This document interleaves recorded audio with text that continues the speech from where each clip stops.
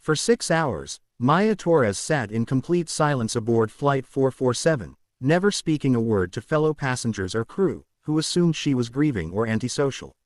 When catastrophic system failures threatened 300 lives, the unremarkable woman in C-24C finally broke her silence to coordinate the emergency response. But when F-22 Raptor pilots heard her legendary call sign, Ghost, over military frequencies, they literally froze in their cockpits, recognizing the voice of America's most decorated combat pilot, officially listed as killed in action 8 months earlier.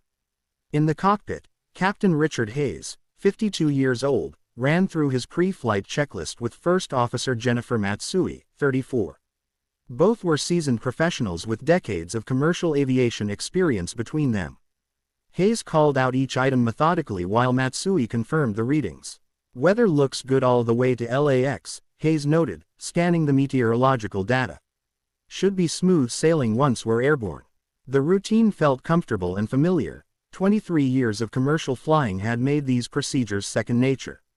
Flight attendant Sarah Kim approached the cockpit door, clipboard in hand.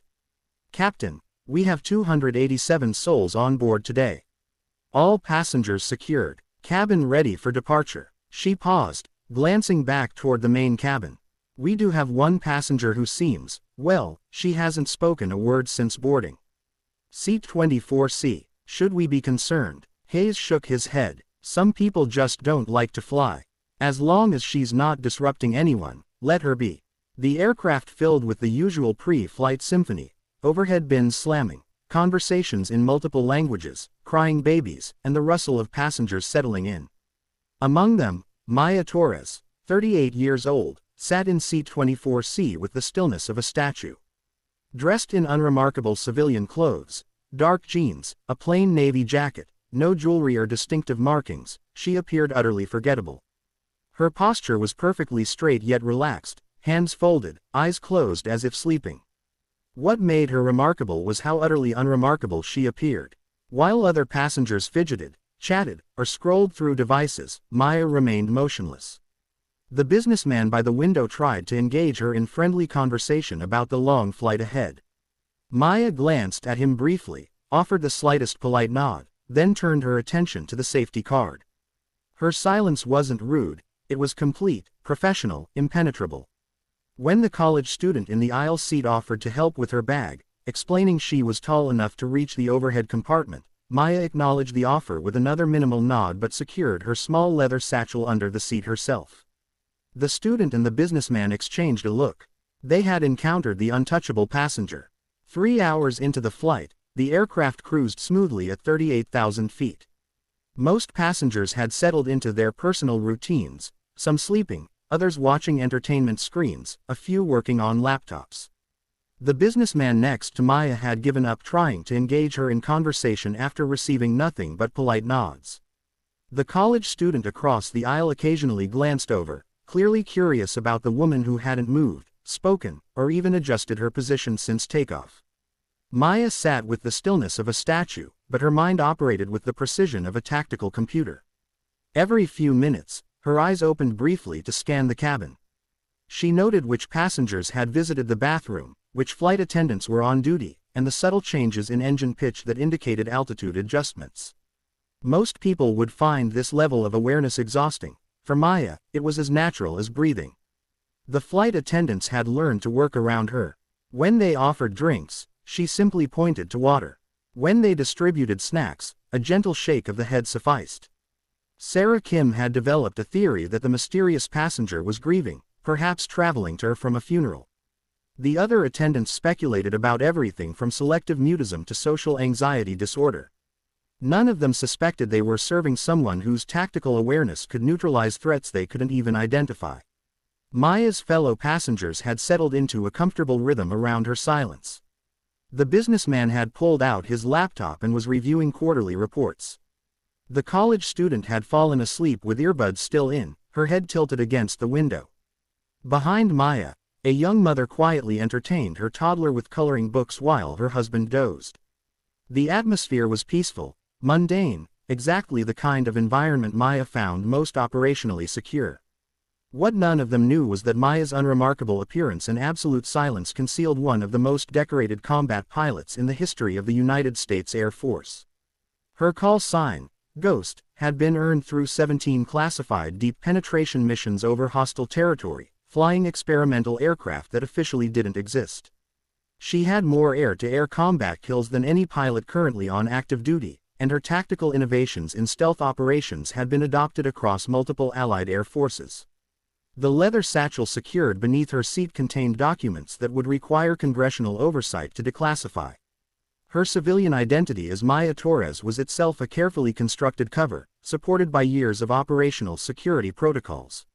She traveled this way, silent, invisible, unremarkable, not because she was antisocial or traumatized, but because maintaining cover was as instinctive as checking her six for enemy aircraft. At 32,000 feet over Kansas, the first indication of trouble manifested as a subtle vibration through the aircraft's frame. Most passengers didn't notice it. The flight crew registered it as a minor irregularity, the kind of thing that happens routinely during transcontinental flights. Maya's eyes opened immediately, and her head tilted almost imperceptibly as she processed the acoustic signature of the vibration against her knowledge of aircraft performance parameters. Captain Hayes frowned at his instruments. "Jen, you seeing anything unusual in the engine readings?" First Officer Matsui scanned her displays methodically. "Nothing obvious. Oil pressure normal, EGT within parameters, fuel flow steady." The vibration intensified for 30 seconds, then faded. Hayes keyed the intercom. "Ladies and gentlemen, we're experiencing a minor mechanical irregularity. Nothing to be concerned about, but we're going to descend to a lower altitude as a precautionary measure." The businessman glanced at Maya, perhaps expecting some reaction to the captain's announcement. She remained motionless, but her breathing had shifted to a controlled, tactical pattern that maximized oxygen efficiency and maintained clarity under stress. Her hands rested loosely in her lap, but her fingers had automatically positioned themselves in the precise grip configuration for accessing emergency equipment. These weren't conscious adjustments. They were conditioned responses from thousands of hours in high-stress flight environments. As the aircraft began its descent, the vibration returned with increasing intensity. This time, passengers noticed. Nervous murmurs rippled through the cabin. The college student woke up, looking around with the disoriented expression of someone pulled from deep sleep into uncertain circumstances. Flight attendants moved through the aisles with practiced calm, but Maya could read the subtle tension in their body language that passengers missed. Captain Hayes's voice returned over the intercom, and Maya detected the controlled strain that indicates a pilot managing a developing emergency. "Ladies and gentlemen, we're going to be making an unscheduled landing in Denver to have our maintenance team take a look at the aircraft. Flight attendants, please prepare the cabin for landing." The carefully neutral tone didn't fool Maya for a second. She'd heard that exact inflection in her own voice when reporting battle damage while maintaining formation integrity. The vibration became a pronounced shaking that rattled overhead bins and caused drinks to slosh in cups. Several passengers gasped as personal items started falling from tray tables.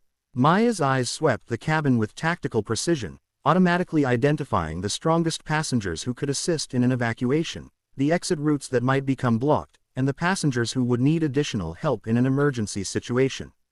In the cockpit, the situation deteriorated rapidly. Warning lights illuminated across the instrument panel like an aggressive constellation. Hayes and Matsui worked through emergency procedures with the methodical precision drilled into them through countless training scenarios, but they were facing a combination of system failures that didn't match any single emergency checklist. "Engine 2 is showing fluctuating oil pressure," Matsui reported. "Hydraulic system A is showing intermittent pressure loss, and now we're getting warnings from the flight control computers." The aircraft lurched violently to the left. Passengers screamed as they were thrown against their restraints. Overhead bins burst open, spilling luggage and personal items throughout the cabin. Maya's tactical assessment shifted into combat mode. This wasn't a routine mechanical problem. This was a catastrophic emergency that could kill everyone aboard. For the first time in over 4 hours, she moved, reaching down to secure her satchel with one hand while her other hand automatically checked her seatbelt tension. Hayes fought to maintain control as multiple aircraft systems began failing in cascade. Denver approach, United 447 declaring emergency. We have multiple system failures and are having difficulty maintaining level flight. Requesting immediate vector to nearest suitable airport with emergency equipment standing by." The controller's response crackled through with professional urgency. "United 447, Denver approach. Roger your emergency. Turn left, heading 270. Descend and maintain 2000. Emergency equipment will be standing by." The aircraft shuddered violently as Hayes attempted the turn. The flight controls felt mushy, unresponsive. "I'm losing hydraulic pressure across the board," he reported to Matsui. "The backup systems aren't compensating properly. I don't think we're going to make Denver." His voice carried the controlled desperation of a pilot who had just realized that his aircraft was dying beneath him and his options were running out faster than his altitude. Behind them in the cabin, panic began to spread like wildfire. Passengers who had been calmly reading or sleeping minutes ago were now gripping their armrests with white knuckles as the aircraft rocked and shuddered through increasingly violent oscillations. Flight attendants struggled to maintain their footing while trying to secure loose items and calm terrified passengers. The businessman next to Maya turned to her with wide eyes. "God, what's happening? Are we going to crash?" For the first time since boarding, Maya Torres spoke. Her voice was calm, controlled, carrying an authority that cut through the chaos like a blade through silk. "We're experiencing cascading hydraulic failure with possible engine damage. The pilots are following emergency protocols. Put your head down and follow brace for impact procedures." The businessman stared at her in shock, not just because she'd finally spoken, but because she sounded like someone who knew exactly what those words meant. The college student across the aisle overheard and turned toward Maya with desperate hope. "Are you a pilot? Do you know about planes?" Maya looked at her directly for the first time during the flight. What the student saw in those eyes was not the nervous assessment of a frightened passenger, but the calm calculation of a professional warrior evaluating a battlefield. "I have some experience with aircraft," Maya said quietly. "Right now, focus on your safety position and listen to the flight attendants." In the cockpit, Hayes and Matsui were losing their battle against physics and mechanical failure. "We're not going to make any airport," Hayes said grimly. "I'm losing control authority. Jen, get on the radio and declare a mayday. Tell them we're looking for emergency landing options, highway, field, anywhere we can put this bird down without hitting populated areas." Matsui keyed the radio with hands that shook despite her training. "Mayday, mayday, mayday. United 447, we are going down. Multiple system failures, losing control of the aircraft." The transmission cut through military and civilian channels alike. At Peterson Air Force Base in Colorado Springs, the alert went out immediately. Within 90 seconds, two F-22 Raptors were spinning up on the tarmac, their pilots running through abbreviated pre-flight checks.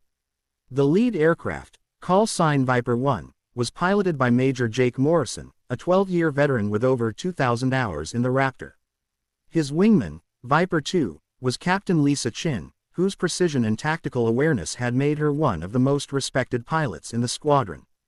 "Viper flight, you are cleared for immediate takeoff," the tower controller announced. "Proceed to emergency assistance for civilian aircraft in distress. United 447, Boeing 777, approximately 100 miles northeast of your position, losing altitude and experiencing multiple system failures." Morrison acknowledged as both Raptors accelerated down the runway and climbed steeply into the Colorado sky. Back aboard United 447, Maya made a decision that would change everything. She unbuckled her seatbelt and stood, moving forward through the chaotic cabin with the fluid balance of someone who had navigated aircraft during combat maneuvers. Flight attendant Sarah Kim tried to intercept her. "Ma'am, you need to return to your seat immediately. We're in an emergency situation." Maya looked at her with calm determination. "I need to speak with the captain. I have experience that might help." Sarah's training told her to refuse, but something in Maya's demeanor, the absolute confidence, the way she moved through the unstable aircraft as if gravity were optional, made her hesitate. "What kind of experience?" Maya didn't waste time with long explanations. "Military aviation, combat emergency procedures. Get me to the cockpit." The simple authority in her voice carried the weight of someone accustomed to giving orders that save lives. Sarah made an executive decision that went against protocol but felt absolutely right. She escorted Maya toward the cockpit, announcing over the intercom, "Passenger with emergency aviation experience coming to assist." In the cockpit, Hayes glanced back as Maya appeared in the doorway. What he saw was a woman of average height and unremarkable appearance, but her eyes held the focused intensity of a professional pilot in crisis mode.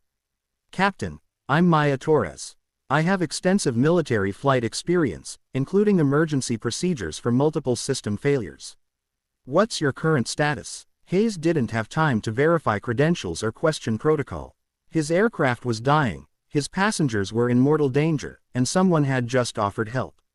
"Hydraulic failure across all systems. Engine 2 showing intermittent problems.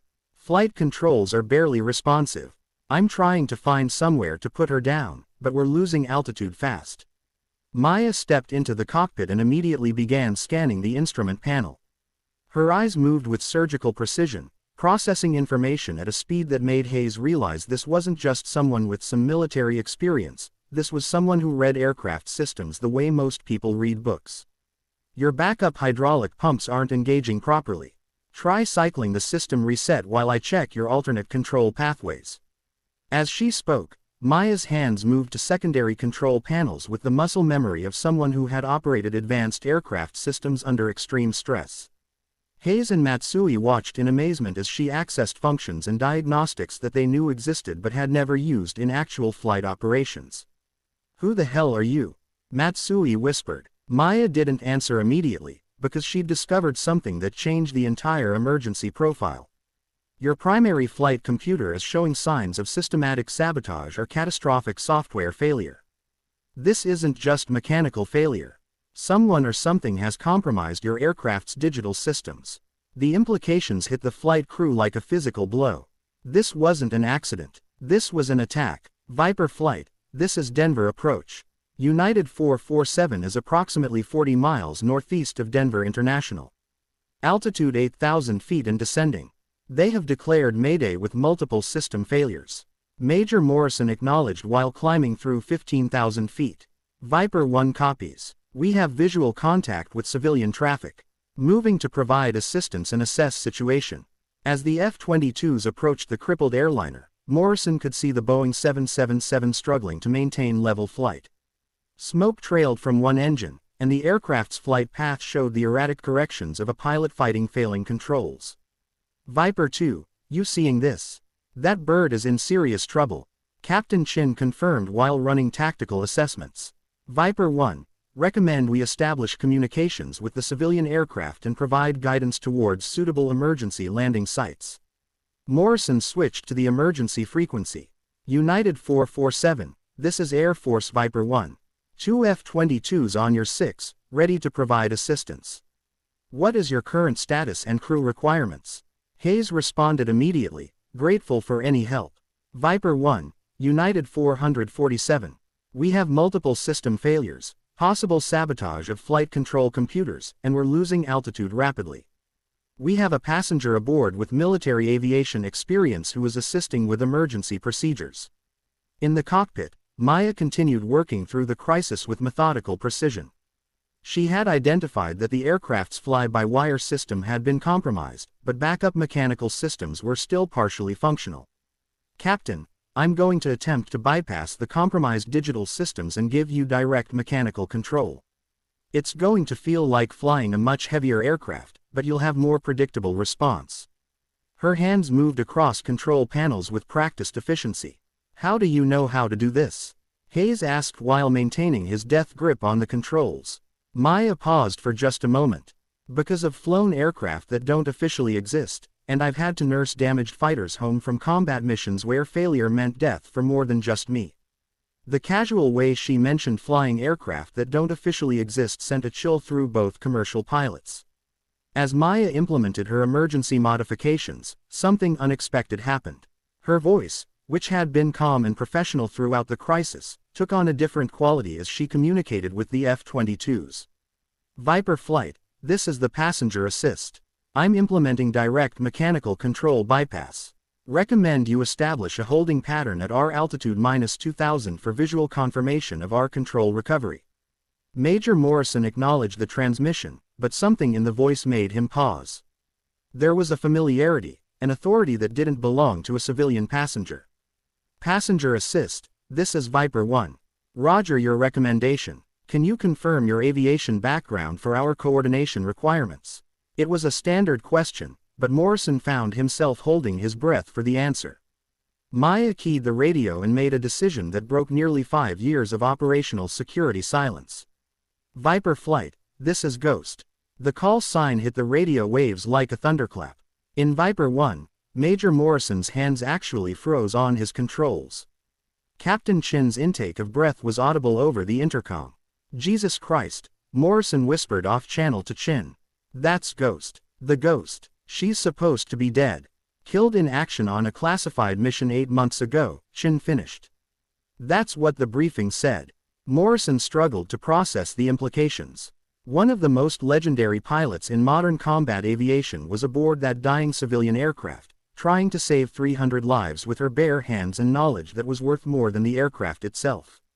Morrison keyed his radio with hands that were shaking slightly. Ghost, this is Viper 1. We were told you were Kia. How is this possible? Maya's response carried 5 years of operational security training and the weight of missions that will never be declassified. Long story, Viper 1. Right now, I need your eyes on our control surfaces. Can you confirm visual on our elevator authority? The F-22s maneuvered to get a clear visual of the Boeing 777's condition. What they saw made both military pilots realize they were witnessing something unprecedented. Ghost, your left elevator is showing significant damage, but you've got partial authority. Engine 2 is trailing smoke but maintaining power. Your biggest problem is going to be landing configuration. Your flaps and landing gear are going to be problematic with the hydraulic failures. Inside the commercial aircraft's cockpit, Maya continued working miracles with failing systems. She had managed to restore partial flight control by bypassing the compromised computer systems and reverting to backup mechanical linkages that most commercial pilots didn't even know existed. Hayes and Matsui watched in amazement as their aircraft began responding more predictably to control inputs. My God, it's working. The controls feel heavy, but they're responding. Maya nodded while monitoring multiple system readouts. You're flying her manually now, Captain. No computer assistance, so she's going to feel like a much bigger aircraft. Your approach speeds will need to be higher, and your margins for error are smaller, but we can get her down. She turned to Matsui. I need you to calculate our best approach options. We need a long runway, emergency equipment, and minimal air traffic. Denver International has parallel runways and full emergency response, Matsui reported. But with our current rate of descent and system problems, I'm not sure we can make it. Maya studied the navigation display and made rapid calculations that accounted for factors the commercial crew couldn't even identify. We can make Denver, but we need to optimize every mile. Viper flight, can you provide tactical navigation assistance? Morrison responded immediately. Ghost, Viper 1. We can give you direct vectors and clear the airspace, but, his voice carried a weight that transcended military protocol, it's an honor to fly with you again. The comment revealed that Morrison had flown with Ghost before, on missions that officially never happened, with aircraft that don't exist in any public records. Maya's response was characteristically brief. Likewise, Viper 1, now let's get these people home. But Captain Chin, listening to the exchange, realized something that made her blood run cold. She switched to a private channel with Morrison. Jake, if Ghost is alive and flying civilian cover, it means her last mission wasn't what we were told. It means something went wrong at levels way above our clearance. Morrison's response confirmed Chin's suspicions. Lisa, Ghost was working on something so classified that even knowing she exists could get us court-martialed. If she's breaking cover now, it means this emergency is connected to something bigger than just mechanical failure. The implications rippled through both F-22 cockpits. This wasn't just a civilian rescue operation, this was something that involved national security at the highest levels. Back aboard United 447, Maya continued coordinating the emergency landing while simultaneously assessing the broader implications of the system failures. Her analysis of the compromised flight computers had revealed attack patterns consistent with sophisticated cyber warfare. This wasn't an accident or random mechanical failure, this was a targeted attack on civilian aviation infrastructure, possibly as a test for larger operations. Captain Hayes, I need you to understand something, Maya said while making final adjustments to the emergency flight control configuration. The attack on your aircraft systems was specifically designed to cause catastrophic failure over populated areas. Someone wanted this aircraft to crash in a way that would maximize casualties and damage. By getting us safely to Denver, we're not just saving lives, we're preventing a major terrorist incident. The weight of that revelation settled over the cockpit crew. Flight attendant Sarah Kim, who had been monitoring from the doorway, stepped forward. Are you saying someone tried to murder 300 people? Maya nodded grimly. Someone with access to sophisticated cyber weapons and detailed knowledge of commercial aviation systems. This was a precision attack designed to look like mechanical failure. As United 447 approached Denver International Airport, the scope of the emergency response became apparent. Fire trucks, ambulances, and emergency equipment lined the runways. Military vehicles that aren't supposed to exist at civilian airports were strategically positioned around the emergency area. The F-22s maintained their escort positions, but additional military aircraft had appeared at the edges of radar coverage, aircraft that don't show up on civilian air traffic control screens. Maya realized that her break of operational security had triggered response protocols at the highest levels of military command. By using her ghost call sign, she had activated emergency procedures that assumed national security implications. Within hours, debriefing teams from multiple classified programs would want to know why Ghost broke cover, how she ended up on a civilian aircraft, and what she discovered about the attack on Flight 447. Denver Tower, United 447 on final approach. We have partial flight control, compromised hydraulics, and possible engine failure on touchdown. Emergency equipment standing by. Hayes's voice carried the controlled tension of a pilot making the most challenging landing of his career. Maya monitored his approach parameters while maintaining communications with the escort fighters. Viper flight, Ghost. Recommend you maintain overwatch during landing operations. There's a possibility that ground-based assets may attempt to interfere with emergency response. Morrison acknowledged while thinking about the implications.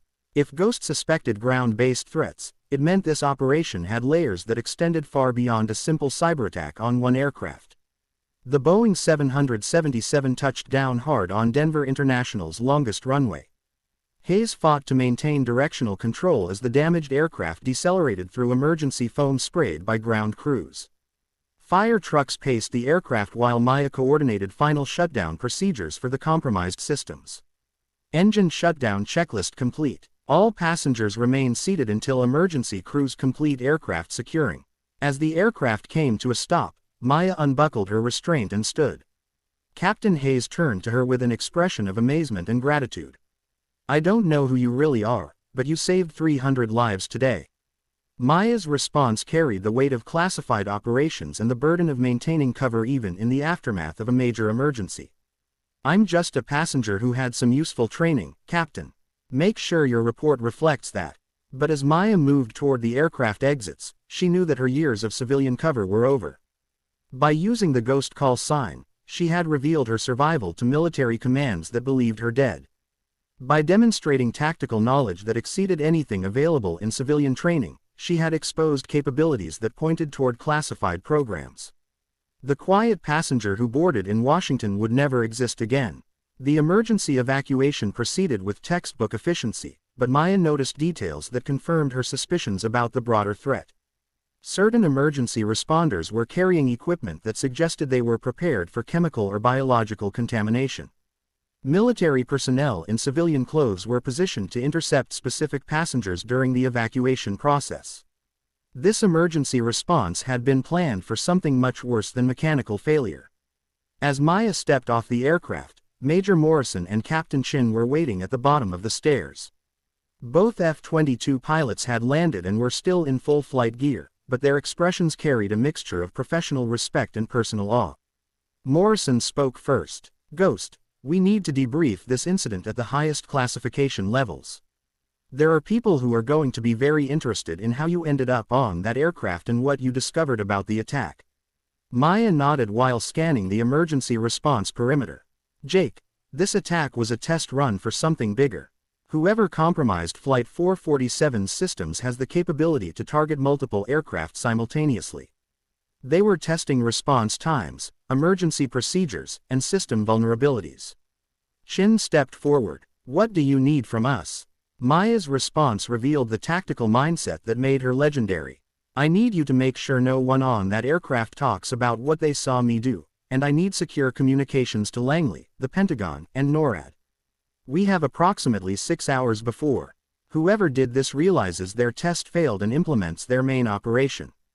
The implications of Ghost's assessment rippled through military command structures faster than the emergency response teams could process the civilian passengers. Within 30 minutes of Flight 447's landing, secure communications were established between Denver International Airport, the Pentagon, CIA headquarters, and NORAD's command center. Maya Torres, the quiet passenger who had spoken fewer than 50 words during 6 hours of flight, was now coordinating a national security response at the highest levels of government. In a secure briefing room hastily established in Denver International's administrative complex, Maya faced a collection of military and intelligence officials who had arrived via military transport faster than should be physically possible. Colonel Sarah Mitchell from Air Force Special Operations Command, CIA Deputy Director James Harrison, and General Patricia Wells from NORAD's Cyber Warfare Division sat across from the woman they had known only as a legend until 4 hours ago. Ghost, Colonel Mitchell began, using the call sign with the reverence reserved for operational legends. Your official status has been Kia for 8 months. Your presence on Flight 447 raises questions that go beyond this incident. Maya responded with the precision that made her invaluable in classified operations. My cover identity was compromised during Operation Silent Thunder. Rather than expose the program, I was officially listed as Kia while transitioning to deep civilian cover for ongoing intelligence gathering. Deputy Director Harrison leaned forward, his expression indicating access to information that existed in fewer than a dozen files worldwide. Silent Thunder involved penetration testing of enemy air defense systems using experimental stealth technology. What does that have to do with today's attack on civilian aviation? Maya's response revealed connections that chilled everyone in the room. The cyberattack signature on Flight 447's systems matches vulnerabilities we discovered in military aviation networks during Silent Thunder. Someone has weaponized our own penetration testing methodologies against civilian targets. General Wells, whose cyber warfare expertise made her one of the most feared tacticians in modern military operations, immediately grasped the implications. You're saying that classified military cyber warfare techniques have been reverse-engineered and deployed against civilian aviation infrastructure? Maya nodded grimly. Not just reverse-engineered, General. Someone with direct access to Silent Thunder protocols has modified them for civilian targeting. This was an inside operation. The briefing room fell silent as the implications sank in. An insider with access to some of the most classified cyber warfare programs in existence had betrayed that knowledge to hostile actors who were now using it to target civilian aviation. The attack on Flight 447 wasn't terrorism in the traditional sense. It was field testing for capabilities that could bring down multiple aircraft simultaneously across the entire commercial aviation network. Colonel Mitchell broke the silence. Ghost, what's your assessment of the threat timeline? Maya's tactical analysis drew on years of operational experience that existed in no official records. Based on the sophistication of today's attack and the specific vulnerabilities they exploited, I estimate we have between 4 and 8 hours before they implement their primary operation. They were testing response times, system redundancies, and emergency protocols. Now they know what works. Deputy Director Harrison activated a secure communication link that connected the Denver briefing room to the White House Situation Room, the Pentagon's Joint Chiefs, and classified command centers across the continental United States. Mr. President, this is Harrison at Denver International. We have a confirmed insider threat with access to classified cyber warfare capabilities. The attack on United 447 was a test run for what appears to be a coordinated assault on civilian aviation infrastructure. The president's voice crackled through encrypted communications with the weight of someone who had just realized that the nation's transportation system was under attack by enemies with access to America's own most classified weapons. What are our response options? Maya stepped forward, her tactical expertise now operating at the highest levels of national command authority. Sir, we need to implement immediate protective protocols for all civilian aircraft currently in flight. Ground all non-essential traffic and activate cyber warfare countermeasures across the entire air traffic control network. General Wells added her assessment. Mr. President, if Ghost's analysis is correct, we're looking at the potential for simultaneous attacks on dozens of aircraft. The casualties could exceed September 11th, and the economic impact of losing confidence in commercial aviation could destabilize the entire transportation sector. The President's response came without hesitation. Implement full protective protocols immediately. General Wells, you have authorization to deploy all necessary cyber warfare assets. Ghost, I'm giving you operational command authority for this crisis. Maya accepted the responsibility with the same calm professionalism she had brought to saving Flight 447. Thank you, Mr. President. I'll need direct access to NORAD cyber warfare systems, real-time coordination with FAA traffic control, and tactical support from F-22 squadrons at 15 major airports. The scope of the operation she was describing represented the largest domestic military response since the original September 11th attacks. Within 90 minutes, Maya's coordinated response began implementation across the continental United States. F-22 Raptors deployed to major airports while cyber warfare specialists implemented protective protocols for aircraft navigation and control systems. The operation required coordination between military and civilian authorities on a scale that tested the limits of emergency response capabilities. At Peterson Air Force Base, Major Morrison and Captain Chin received new orders that transformed them from emergency responders to tactical coordinators for a national security operation.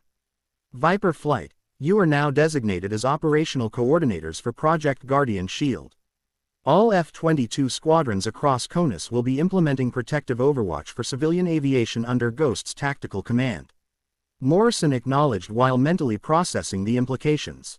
Ghost wasn't just coordinating a response, she was commanding a military operation that spanned the entire continental United States. Back in the Denver Command Center, Maya monitored real-time data from hundreds of aircraft while coordinating with cyber warfare teams who were implementing defensive measures across the air traffic control network. Her analysis of the attack patterns revealed something that escalated the crisis to an even higher level. General Wells, the cyber signatures I'm seeing suggest coordination with foreign state actors. This isn't just domestic betrayal, this is hybrid warfare using our own classified capabilities. General Wells's response confirmed Maya's worst suspicions. Our intelligence assets are reporting unusual cyber activity from known state-sponsored hacking groups. They appear to be coordinating with the insider threat for a synchronized attack on multiple infrastructure targets. Maya realized that the attack on Flight 447 had been just the opening move in a much larger operation designed to destabilize American infrastructure across multiple sectors. Mr. President, Maya reported through secure communications, we're not just dealing with an aviation attack. This appears to be the aviation component of a broader infrastructure assault. Recommend we activate DEFCON 3 and implement full infrastructure protection protocols. The President's response carried the weight of a commander-in-chief who had just realized his nation was under sophisticated attack. DEFCON 3 is authorized. Maya, you have full operational authority to coordinate our response. As Maya assumed tactical command of the largest domestic military operation in decades, the passenger manifest from Flight 447 was being analyzed by intelligence teams who discovered that her presence on that specific aircraft hadn't been coincidental. The quiet woman in C-24C had been traveling to Los Angeles to investigate suspicious cyber activity in the aviation sector. Her cover identity as Maya Torres included a position with a cybersecurity consulting firm that specialized in transportation infrastructure. Ghost, Colonel Mitchell reported, intelligence analysis suggests your presence on Flight 447 wasn't random. Someone knew you were investigating aviation cyber vulnerabilities and targeted that specific flight. Maya's tactical assessment shifted to include the possibility that the entire operation had been designed not just to test attack capabilities, but to eliminate her before she could discover the full scope of the threat. The revelation that Ghost herself had been a target transformed the crisis from a test of terrorist capabilities into a sophisticated assassination attempt that had escalated into hybrid warfare when the assassination failed. Maya realized that her decision to break operational security and save Flight 447 had exposed a network of threats that extended far beyond civilian aviation into the highest levels of national security infrastructure. General Wells, I need immediate analysis of all personnel with access to Silent Thunder protocols. Cross-reference that with anyone who had advanced knowledge of my travel schedule as Maya Torres. Maya's investigation techniques drew on years of counterintelligence training that existed in no official curriculum. Someone inside our own command structure has been feeding information to hostile actors for months, or possibly years. As the investigation unfolded, Maya coordinated defensive measures for over 3,000 aircraft currently in flight while simultaneously hunting for the insider whose betrayal had exposed the nation's most classified cyber warfare capabilities. The operation required her to function simultaneously as tactical commander, counterintelligence operative, and cyber warfare specialist, roles she had trained for in programs so classified that acknowledging their existence could compromise national security. The F-22 squadrons under Maya's command reported successful implementation of protective overwatch for civilian aircraft at 37 major airports. Major Morrison coordinated the tactical aviation component, while Captain Chen managed cyber warfare integration between military and civilian air traffic control systems. Their professional relationship with Ghost had evolved from emergency response to operational coordination in the largest domestic military operation since World War II. Ghost, this is Viper 1, Morrison reported from his position over Los Angeles International Airport. We have positive identification of suspicious cyber activity targeting aircraft in our sector. Implementing countermeasures under your authorization. Maya acknowledged while coordinating similar reports from F-22 squadrons across the continental United States. The attack she had prevented on Flight 447 had indeed been a test run for a coordinated assault now unfolding across multiple time zones. All Viper flights, this is Ghost. Implement Protocol 7 countermeasures immediately.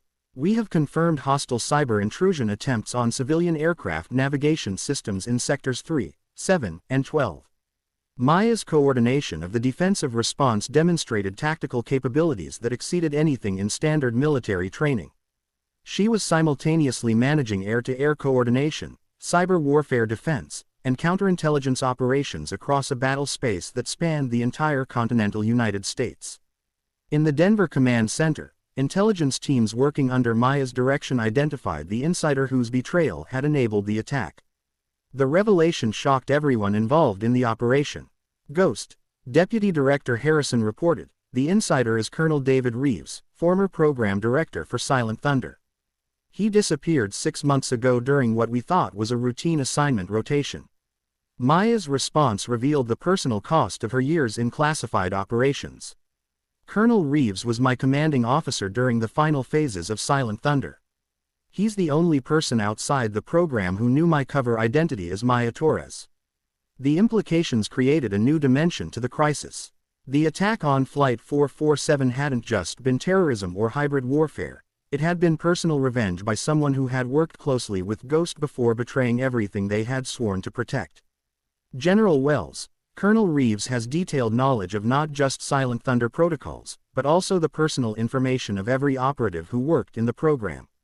Every pilot, every technician, every support person who participated in classified operations is now a potential target. Maya's tactical assessment expanded to include protection of hundreds of military personnel whose identities had been compromised by the insider's betrayal. The scope of Maya's operational command continued to expand as the full dimensions of the threat became apparent. She was now coordinating protection for civilian aviation, military cyber warfare defense, counterintelligence operations to capture the insider, and personal protection for military personnel whose classified identities had been compromised. The quiet passenger from C-24C had become the tactical commander for one of the most complex military operations in American history. Mr. President, Maya reported through secure communications, we have successfully prevented the coordinated attack on civilian aviation and identified the insider responsible for the security breach. However, Colonel Reeves remains at large with detailed knowledge of multiple classified programs. Recommend we maintain elevated alert status and continue protective operations until he is captured or neutralized. The president's response carried personal gratitude for Maya's role in preventing what could have been a catastrophic attack on American infrastructure. Ghost, your actions today have saved countless lives and prevented a major assault on our nation's security. You have the full resources of the United States government to complete this operation. Maya accepted the responsibility with the same quiet professionalism that had characterized her years in classified operations. As the immediate crisis stabilized, Maya began planning the long-term operations necessary to capture Colonel Reeves and secure the compromised classified information.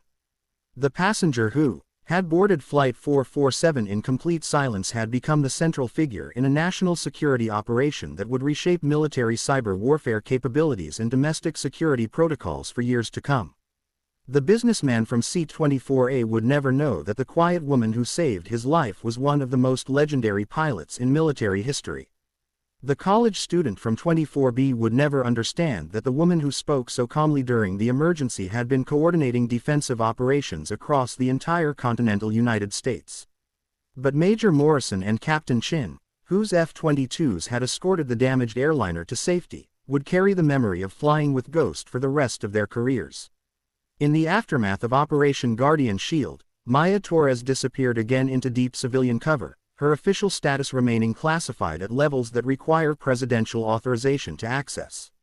But the legend of Ghost grew among the F-22 pilots who had witnessed her coordination of the largest domestic military operation in decades, adding another chapter to stories that will never appear in any official record but will be whispered in fighter squadrons for generations. The quiet passenger from C-24C had saved more than just Flight 447.